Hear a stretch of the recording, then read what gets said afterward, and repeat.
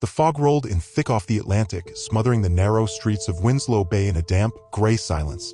It was just after 2 a.m. when Martha Tilling, a retired nurse with a bad knee and a love for late-night walks, spotted something in the dim light of the pier. She thought it was seaweed at first, dark, twisted, tangled, but as she moved closer with her flashlight trembling in hand, she froze. A man's body lay crumpled on the cold wood, arms spread at unnatural angles, one shoe missing, face bloodied but unmistakably serene. His coat was soaked through, but not from the rain. It hadn't rained in over a week. Blood pooled beneath his head in a thin, slow-moving river, seeping through the cracks in the wooden planks. His eyes were wide open, staring blankly up at the broken bulb of the dock light above. Martha dropped her flashlight, the beam spinning erratically across the pier before settling on a smear of crimson handprints that led to the edge of the water. Her scream shattered the quiet and echoed across the harbor, reaching the ears of Officer Dan Ellis, who had just pulled into the 24-hour gas station on Main Street for a stale coffee and a smoke. Within 10 minutes, the pier was crawling with emergency vehicles, the red and blue strobes giving the fog a feverish glow. Chief Amanda Caro arrived moments later, grim and pale under her black raincoat, the collar pulled up like armor. She took one look at the scene and muttered something under her breath that no one caught, except perhaps Ellis, who blinked hard and looked away. The dead man was eventually identified as Thomas Granger, 38, a former journalist turned reclusive ghostwriter who lived in a weather-beaten cottage just up the cliffs from the harbor. No one had seen him in nearly 2 weeks, though his porch light had been on every night. As the forensics team began their work, Caro walked the length of the dock, hands in her coat pockets, trying to piece together the impossible. There were no signs of a struggle, no defensive wounds on the body, and no immediate indication of how he died. The coroner would later note the strangest thing of all: no bruising, no gunshot wounds, no stab marks, just a single, shallow incision behind the ear. A precision cut. Surgical. Deliberate. Martha, still shaking in the back of an ambulance, kept repeating the same phrase. His eyes, they looked like he saw something just before he died. As dawn began to creep over the horizon, painting the fog a dull silver, Officer Ellis found something half-submerged near the end of the dock. It was a vintage silver fountain pen, the cap cracked, the nib stained dark red. Engraved along the side was a name, L. Quayle, but no one in town recognized it. Chief Caro took it from him silently and turned it over in her gloved hand, her face unreadable. As the body was loaded into the coroner's van, a gust of wind sent the pen rolling toward the edge, and Caro snatched it before it fell. "We've got a ghostwriter with no enemies, no cause of death, and a pen that belongs to no one," she said flatly. "Welcome back, Winslow Bay." That day, the local radio would report an incident under investigation while the townsfolk whispered darker rumors in diners and on porches where they still remembered the unsolved disappearances from years ago. That night, Martha swore she saw a figure watching her from the trees as she closed her blinds. And far out past the harbor, something blinked, a single lighthouse that hadn't operated in over a decade. The case wasn't just strange. It was personal. For Caro, it echoed another body, another night, many years ago. A past she had buried, and a name she hadn't spoken aloud since her first year on the force. And somewhere, deep in the fog, someone else knew Thomas Granger was only the beginning. The pen wasn't just a clue, it was a message. One that only Caro would understand. Because L. Quayle wasn't a name unknown to her. It was the pseudonym she used when she wrote her only book. A crime novel. One where the killer was never caught. Chief Caro sat at her desk the following morning, the silver pen resting like a totem on the blotter in front of her. Its cracked cap turned so the name L. Quayle faced her like an accusation. She hadn't heard that name spoken aloud in over 17 years. Not since the publication of Ashes of the Elm, her debut and only novel, which she'd released under the pseudonym shortly after graduating the academy. She had written it to forget, to heal from a real-life case that haunted her. But now it stared back at her in the form of a murder weapon, or at the very least, a calling card. Officer Ellis stepped in quietly, his usual casual slouch replaced by a tension in the shoulders that she didn't miss. "Nothing from the dock cameras," he reported. "One's busted. The other caught nothing but fog." She nodded, unsurprised. Winslow Bay was picturesque, but its security was decades behind. "And the pen?" she asked, although she already knew the answer. "No prints," he replied. "Wiped clean. Labs still checking the ink and metal."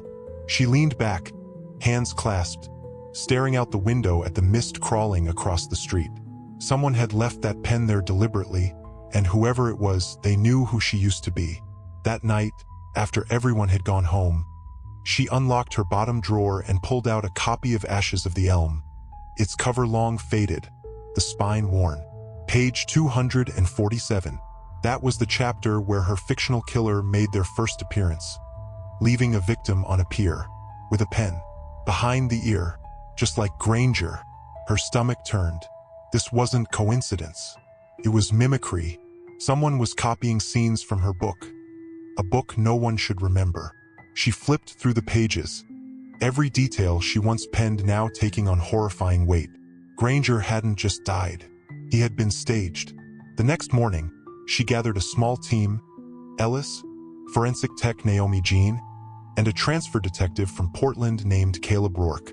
Rourke was quiet, sharp-eyed, and too perceptive for her comfort. "You wrote the book, didn't you?" he asked within 5 minutes of reviewing the scene details. "The killer wants your attention." Caro didn't respond. Instead, she tasked Naomi with digging into Thomas Granger's last communications: emails, text messages, call logs. It didn't take long. "He was ghostwriting again," Naomi said later that day, pushing a laptop toward her. "For a client who paid in cash. Alias, Quail_01. Caro blood went cold. That wasn't just coincidence, that was a deliberate echo. Someone was using her pseudonym to commission ghostwritten work from the victim. Rourke raised an eyebrow. "What exactly did you write about in this book?" he asked. "A killer," she said, "who thinks murder is an art form, and every victim is a brushstroke." Rourke didn't flinch. "So what's the next scene in the novel?" She hesitated. "A funeral, where the next victim appears dead inside the casket before the body is even buried. The next day, a church in the North End reported a break-in. Inside, they found an open coffin in the center aisle, and a woman's body, cold, pale, and arranged with hands folded neatly over her chest. Her name was Sandra Bell, florist. No known connection to Granger. But there, in the hem of her dress, was another pen. This one gold. This one engraved with the words, Chapter 2. Caro didn't speak as the others looked to her. Her thoughts were already racing toward the inevitable truth. The killer wasn't just copying her novel. He was rewriting it, using her own forgotten fiction as a blueprint for real horror. And the scariest part? In the original book, 6 people died. The air inside the Winslow base station turned sharp and brittle with tension as the pieces started to align in Chief Caro's mind like cold iron teeth of a closing trap. 2 victims now both murdered and staged to mirror precise scenes from her forgotten novel were more than eerie coincidences. It was a message, a script, a challenge. Caro gathered her team late into the evening, the corkboard in the briefing room covered with photographs, crime scene diagrams, ink-smudged pages from Ashes of the Elm, and post-it notes with dates, locations, and unnerving red string threading connections that only she truly understood. "There's a pattern," she said, her voice low, the fluorescent lights above flickering with every surge from the aging generator. Granger was scene 1. Bell was scene 2. The book's chapters aren't random. They escalate. Rourke leaned against the window, arms crossed. "What's Chapter 3? Caro opened her dog-eared copy, the page worn soft from her fingers. "A hotel. Room 312. A man found drowned in an empty bathtub, locked from the inside. No forced entry." Naomi frowned. "That's a sealed room scenario. Practically impossible in real life." "That's the point," Caro replied. "It wasn't supposed to happen in real life." She gave the order to check every hotel in the Tri-County area for room 312 bookings. At exactly 3:12 a.m., a call came in from the Cross Harbor Motel, 40 miles out. An anonymous guest in room 312 had failed to check out. Local officers forced entry. Inside, they found a man in a full business suit, face down in the porcelain tub, lungs filled with salt water. The taps were dry. The plug was open. There was no sign of water in the pipes. And yet the autopsy confirmed he had drowned in seawater. Caro arrived at the scene and stared at the broken alarm clock on the nightstand, its hands stuck on 312. On the pillow, another pen, this one obsidian black, engraved not with a name, but a quote from her novel. "Each room holds a memory. Some are better left locked." The dead man was soon identified as Lloyd Hurst, a retired psychologist who had once taught at the academy where Caro had trained. A man she'd once accused of covering up a cadet's death during her second semester. A man she'd never confronted again until now. This can't be coincidence, Ella said, staring down at the photo of Hurst, years younger, beside Caro in an academy class photo. He's picking people from your past. Caro said nothing, her jaw clenched as she turned back to the corkboard. The connections tightened. Granger had ghostwritten a dozen exposés on police corruption, including one involving a former cadet's suicide. Sandra Bell's sister had been a junior detective in the same class, transferred after a nervous breakdown following that incident. And now Hurst at the center of it all. He's not just following the novel, Rourke said. He's rewriting your life into it, using your fiction as a mirror. A scalpel, Caro corrected quietly. He's cutting into everything I buried. The media caught wind of the novel murders as the press dubbed them, and the pressure from state authorities mounted. A profiler from Quantico was brought in, a woman named Yelena Marsh, who read the novel cover to cover in a single night and looked at Caro like she already knew how it would end. He's obsessed with you, she said bluntly. This is a performance. And it doesn't end until he forces you to confront whatever's on the last page. Caro's throat went dry. The last page of Ashes of the Elm was the part she hadn't written. It had been removed before publishing, too dark even for crime fiction. It described a killer who survives. A killer who wins. He must have read the original draft, Caro whispered. But that version was locked in my attic. That night, she drove alone to her home, climbed the attic steps with shaking hands, and found the storage box open. The manuscript gone. In its place, a new pen. Blood red. Still wet. Chapter 4 begins tomorrow, read the note inside. And this time, you'll have to watch. She staggered back, nearly knocking over the stack of boxes, her breathing short, her pulse erratic. Somewhere in the town, someone who knew her intimately was orchestrating these murders like movements in a symphony, and each act brought them closer to her. The past wasn't just returning, it had never left. And the killer was reading from her soul. The wind howled across the cemetery ridge as Amanda Caro stood alone beneath the naked boughs of a twisted elm tree. The same species she had once described in Ashes of the Elm as a natural noose, its limbs always reaching for your throat. It was nearly midnight, and though she hadn't told a soul, she knew she was being watched. The killer was circling now, closer with each chapter, and she could no longer afford to react. She had to take control of the narrative. At the station, she instructed Naomi and Ellis to pull back on their public search, downplay the connection between the murders and her novel. We're no longer chasing him, she said flatly. We're staging a scene he won't be able to resist writing himself into.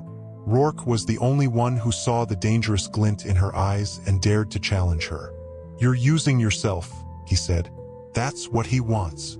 Exactly, she replied. Let's see how he handles a rewrite. With Marsh's help, they set the bait.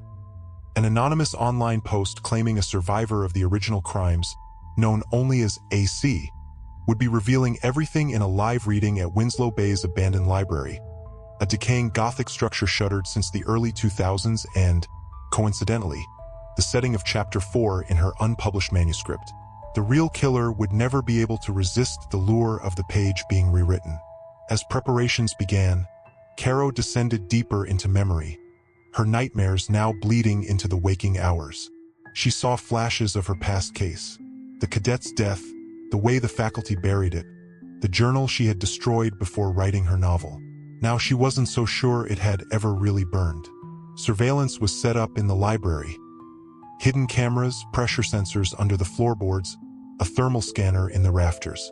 Caro would take the stage alone, with only a hidden mic and a gun taped under the lectern.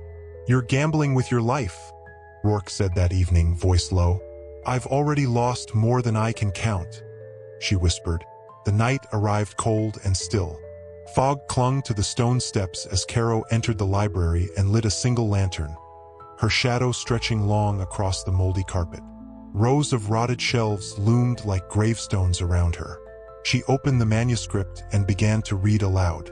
Her voice echoed, brittle and brave, recounting passages she barely remembered writing. Each word bait soaked in history. For 20 minutes, nothing. Then the door creaked open behind her. Slowly, precisely, footsteps on wood. A silhouette emerged, cloaked and silent, the face hidden by a mask made of papier-mâché, a crude replica of her book's original cover. Welcome, Caro said without turning around. I wondered when you'd write yourself in.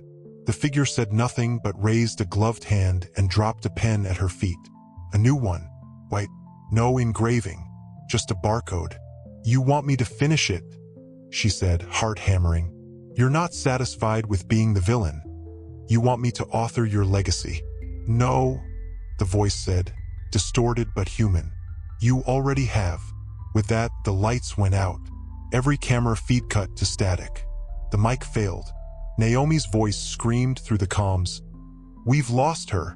But Rourke, watching the thermal scanner, saw 2 heat signatures still inside. One moving, one standing still.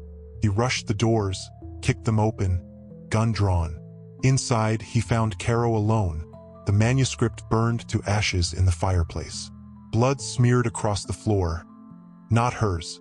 Paper mask on the ground. No sign of the attacker. He was here, she whispered, trembling. He didn't come to kill me. He came to confess. The barcode led them to a print-on-demand publishing service, one that had shipped a single custom-bound book to Winslow Bay 3 weeks prior. Title, The Final Chapter. Author, AC Publisher, Quail Press. Inside were 6 chapters, 5 complete, 1 blank. The killer had left her a final request. Write the ending, and he'd give her the last name. If you want to stop this, the note read, you'll have to finish what you started. But be warned, this chapter ends in blood. Caro looked up from the page and saw her reflection in the dusty library mirror. Eyes hollow, lips pale, her badge feeling heavier than ever. The killer wasn't just her reader. He was her editor, and he had just handed her the pen. The storm that rolled in over Winslow Bay the next night was the kind the town hadn't seen in over a decade, violent, electrical, as if the skies themselves were purging secrets long buried beneath its windswept soil. Amanda Caro stood at the edge of her porch, rain soaking through her coat, staring down at the red pen the killer had left her in the library. She had read every word of the final chapter twice now, her hands shaking as she turned each page. The killer hadn't left clues, he had left memories. Woven between his staged deaths were small references, names, objects, phrases no one could have known but her and one other person. One line stuck out, you held the match and called it closure. It wasn't just a metaphor, it was literal. She had burned the journal. The cadet's journal. The one belonging to Levi Carver. She whispered the name for the first time in years and it tasted like ash. Levi had been her friend at the academy. Brilliant, awkward, obsessed with patterns, riddles, and codes. She remembered his hands always ink-stained and the way he wrote poetry in the margins of his training manuals. He had found something back then, a secret about Hearst's program and a chain of concealed abuse that went higher than anyone wanted to admit. But no one had listened. They called him unstable. When he died, fell from the 3rd floor of the dormitory in what was ruled a suicide, Caro had believed it. Or tried to. In truth, she had seen the bruises. Read the notes. And when the faculty buried the case, she buried it with them. She remembered the fire. How she had stood in the woods behind the old shooting range and watched the journal burn, page by page, its secrets curling into smoke. She had been scared, naive, and complicit. Levi's brother had come to her at the funeral, a boy named Lucas, barely 16 at the time, pale, quiet, with the same sharp eyes. You'll forget him, Lucas had said bitterly. But I won't. It hit her like a freight train. Lucas Carver. L. Carver. L. Quail. The pseudonym wasn't random. It was a layered code. Her name, AC, had been turned into LQ in a mirror. Lucas had grown up and become the ghost behind the pages. A boy who read her novel as an act of betrayal, not therapy. A man who'd spent nearly 2 decades learning her voice, mastering her fiction, turning it into a weapon. Every scene had been his revenge, not just for Levi's death, but for her silence. You let them erase him, the note in the red pen had said. So I made you remember. The victims weren't chosen because they were guilty. They were chosen because they were in her book. Because she had written them that way. You authored this, Lucas had written. Now own it. She collapsed onto the floor, gasping, the weight of the truth sinking through her bones like ice. It wasn't just a murder case anymore. It was absolution or damnation. Rourke found her in the early morning, huddled on the floor of her study, the manuscript pages spread around her like a crime scene of her own making. It's Lucas Carver, she said through cracked lips. He's been writing me into his grief for 17 years. Rourke knelt beside her, nodding slowly. We know where he is. How? He sent Naomi an email. From your old author inbox. One line, meet me where the story ends. Caro froze. She didn't have to ask. She already knew. The final scene of Ashes of the Elm, the one she never finished, took place on the abandoned bridge north of Winslow Bay. The same bridge where Levi's body had been found. She rose slowly, wiped the tears from her face, and holstered her weapon. We end it tonight, she said. Chapter 6. Outside, the wind screamed louder than sirens. But deep in Caro's chest, there was only silence, the stillness that comes before confession or catastrophe. The bridge stood like a broken spine against the night sky, its rusted rails and weather-beaten planks echoing beneath Caro's boots as she stepped out into the wind, flashlights slicing through the fog. Winslow Bay slept behind her, blind to the reckoning unfolding on the other side of town. Her breath curled in the air, heart pacing with the slow certainty of a ticking bomb. She held no backup, no comms, no plan B. Only a single service pistol tucked beneath her coat and the burning memory of a boy who had once believed she would speak up for his brother. Lucas, she called into the dark, her voice stolen by the storm-churned wind. You want me here? I'm here.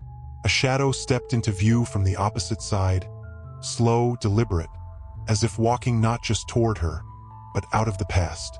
He was older than she remembered, lean, face gaunt, eyes glassy with the pain of years he had swallowed like poison.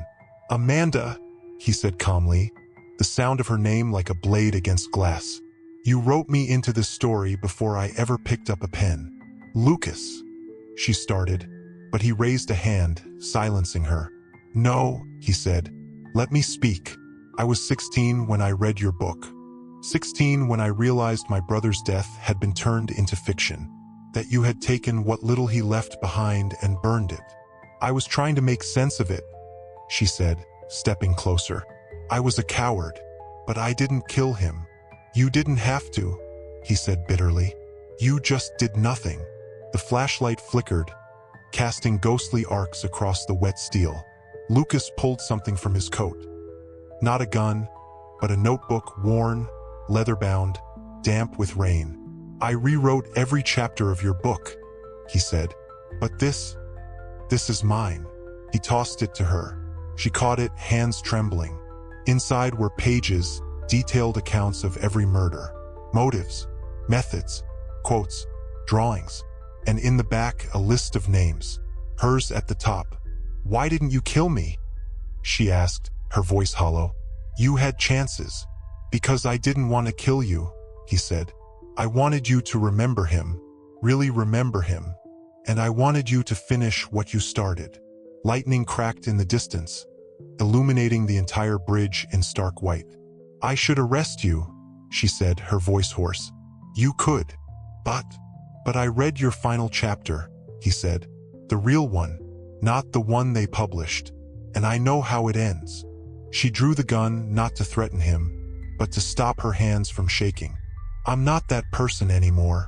Yes, you are, he said gently. You always were.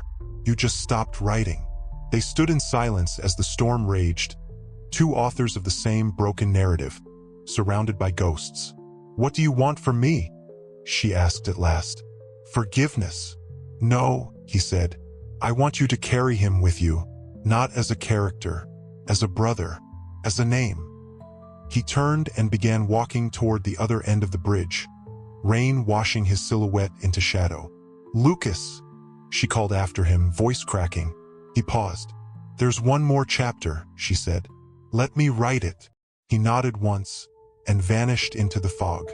When Carol returned to the station, soaked and hollow, she handed Rourke the notebook and said only, It's over.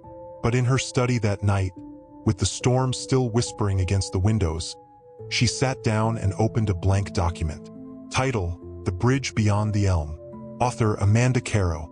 And on the dedication page, 5 words etched in ink. For Levi. I remember now.